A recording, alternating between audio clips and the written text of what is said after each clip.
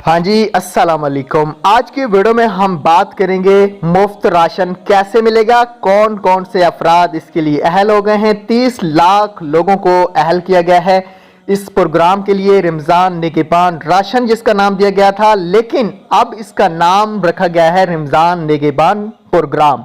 इसलिए क्योंकि इस बार हुकूमत राशन नहीं बल्कि आपको पैसे देगी।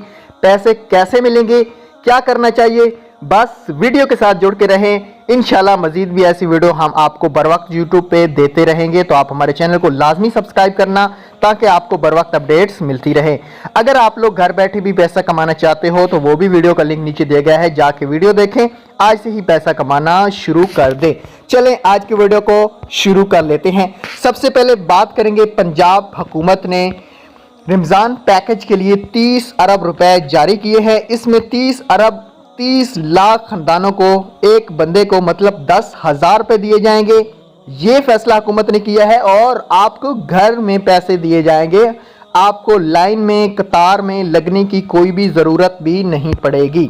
उसके अलावा रमज़ानुल मुबारक में आवाम को 10,000 रुपये कैश देने का ऐलान कर दिया गया है। घर के दरवाजे पर आपको 10,000 मिलेंगे। जी हाँ, जैसा कि आपको पिछली दफ़ा राशन मिला था घर घर में निगहबान, ये भी उसी तरह होगा। उसके अलावा मैं आपको कुछ और भी अपडेट इसके अंदर दे दूं। रमज़ान पैकेज में वही लोग अहल करार पाएंगे जिनका PSER सर्वे हो गया है।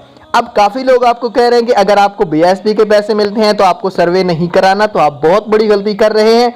आपको राशन नहीं मिलेगा, आपको पैसे नहीं मिलेंगे अगर आप PSER सर्वे नहीं कराते। BSP से पैसे ले रही है या नहीं ले रही, इसका कोई मतलब नहीं है। जो लोग रजिस्ट्रेशन करा चुके हैं, OTP कोड नहीं आया, उनको भी परेशान होने की ज़रूरत नहीं है। कोई चीज़ आती है, जब वो अपडेट होती है, उसका मतलब वो नहीं होता कि दोबारा रजिस्ट्रेशन करनी पड़ेगी कोर्ट के लिए, तो कोर्ट आपको मसूल हो जाएगा। उम्मीद है छोटी सी वीडियो आपको पसंद आएगी। Thanks for watching.